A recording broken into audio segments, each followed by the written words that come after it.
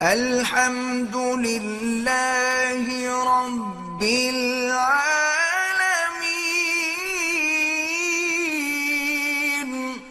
بسم اللہ الرحمن الرحیم۔ انجینئر علی مرزا سے جو ہمارے اختلافات ہیں، علماء کے اختلافات ہیں، وہ ساری دنیا کو معلوم ہے۔ اب ایک فتویٰ آیا ہے سامنے جو بڑا پھیلایا جا رہا ہے۔ ایک مولانا صاحب کی طرف سے فتویٰ دیا گیا کہ جی انجینئر صاحب کا قتل جائز ہے۔ میں اس اپنی دینی ذمہ داری سمجھتا ہوں کہ ہم اس فتوے سے بالکل متفق نہیں ہیں، اور جتنی بھی میری بڑے علماء سے بات ہوئی ہے، جہاں تک میری رسائی تھی، جن سے میری بات چیت ہوئی ہے، وہ کوئی بھی اس فتوے سے متفق نہیں ہے۔ تو لوگ اس فتوے کو علماء کا متفقہ فیصلہ نہ سمجھیں، کیونکہ ہمارے ملک میں پہلے قتل و غارت بہت ہوئی ہے۔ یہ شرعاً کسی کو اجازت نہیں ہے اس کی کہ کسی بھی شخص کو اٹھ کے وہ قتل کر دے۔ انسانی جان کا قتل، چاہے وہ کسی بھی مسلک سے ہو، کسی بھی فرقے سے ہو، کسی بھی مذہب سے ہو، ہم اس کا قتل جائز نہیں سمجھتے۔ پاکستان میں قانون بنا ہوا ہے کہ کوئی بھی صحابہ کرام کی بے ادبی کرتا ہے یا گستاخی کرتا ہے تو قانون بنا ہوا ہے۔ تو یہ سپریم کورٹ کا کام ہے، ہائی کورٹ کا کام ہے، جج کا کام ہے کہ وہ یہ فیصلہ کرے کہ کون گستاخ ہے اور کون گستاخ نہیں ہے، اور اس بیس پہ جو بھی پاکستان کا لا ہے، قانون ہے، وہ نافذ ہونا چاہیے۔ لیکن یہ جو ایک فتویٰ دیا گیا ہے کہ جی اٹھ کے قتل کر دیا جائے، یہ بالکل ٹھیک نہیں ہے۔ میرے 20 اختلافات ہیں انجینئر علی مرزا سے، میرے کیا اہل سنت والجماعت کے علماء انجینئر علی مرزا کے عقائد کو درست نہیں سمجھتے، لیکن قتل و غارت کے فتوے دینا، انسانی جان غیر محفوظ ہو جائے ہمارے ملک میں، یہ بالکل جائز نہیں ہے۔ ہم اس کی پرزور مذمت کرتے ہیں اور اس کو علماء کا فتویٰ نہ سمجھا جائے۔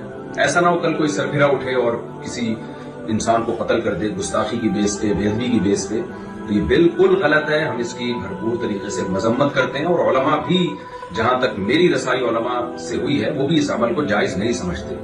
تو ملک میں امن کی کوشش کریں اور دلائل کی دنیا میں رہ کے ہی بات کی جائے گی، اس سے آگے بڑھنے کی کوشش نہ کریں، قانون اپنے ہاتھ میں لینے کی قطعاً کوشش نہ کریں۔ یہ جو ریسنٹلی فتویٰ آیا ہے اور سوشل میڈیا پہ پھیلایا جا رہا ہے، بالکل غلط ہے۔ قرآن و سنت کی روشنی میں اس فتوے کا کوئی سر نہیں بنتا، اور وہ پھر یہ ہے کہ ذرا سی کسی کی بات زبان سے کوئی لفظ نکلتا ہے نا، لوگ اس کو پکڑ لیتے ہیں۔ جنید جمشید کے ساتھ ہوا، مولانا طالب صاحب کے ساتھ ہوا، اور سیالکوٹ کا جو واقعہ ہوا تھا، ہم تو یہ جو واقعات تھے ان کے زخم ابھی چاٹ رہے تھے کہ جناب ایک اور فتویٰ مارکیٹ میں آ گیا کہ جی فلاں کو قتل کر دیا جائے۔ یہ بالکل درست نہیں ہے۔ تو خدارا جو مذہبی لوگ ہیں وہ جنون کی حد تک آگے بڑھنے کی کوشش نہ کریں، پاکستان کا، اسلام کا امیج دنیا میں خراب کرنے کی کوشش نہ کریں۔ اس سے ملک میں نقصان ہوگا اور قتل و غارت کا میدان گرم ہوگا۔ یہ بالکل غلط ہے۔ لہذا میں ابھی نیچے آیا ہوں گھر سے اتر کے صرف اس کلپ کو ریکارڈ کروانے کے لیے، کیونکہ مجھے نہیں معلوم تھا کہ اس طرح کا سوشل میڈیا پہ کوئی فتویٰ پھیلایا جا رہا ہے۔ تو دیگر علماء سے بھی میرا مشورہ ہوگا، تو سب کا یہی مشورہ تھا کہ ہمیں فوراً اس کے خلاف ایک بیان ریکارڈ کروانا چاہیے، اس فتوے کے خلاف۔ یہ علماء کا فیصلہ ہرگز نہیں ہے، نہ قرآن کا ہے، نہ حدیث کا ہے، اور نہ علماء کا فیصلہ ہے۔ اس سے ملک میں فساد پھیلتا ہے، اور اللہ تعالیٰ فساد پھیلانے والوں کو پسند نہیں کرتے۔ تو ملک میں ہر ایک کی جان محفوظ ہونی چاہیے، چاہے وہ کسی بھی مسلک سے اس کا تعلق ہو، یا کسی بھی فرقے سے، یا کسی بھی مذہب سے، کوئی بھی رائے ہو۔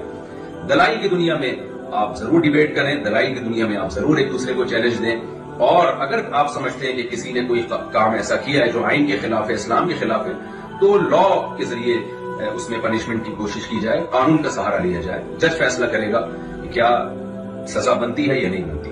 اللہ تعالیٰ ہمارے ملک کو ہر قسم کی اندرونی اور بیرونی سازشوں سے پاک فرمائے، اور شر سے اللہ تعالیٰ ہمارے کنٹری کو محفوظ فرمائے، اور عالم اسلام میں محبت اور اتحاد پیدا فرمائے، اور ہماری سب کی جانوں کو اللہ تعالیٰ محفوظ فرمائے، اور یہ جو مذہبی شدت پسندی ہے، اس شدت پسندی سے اللہ تعالیٰ ہم سب کی حفاظت فرمائے۔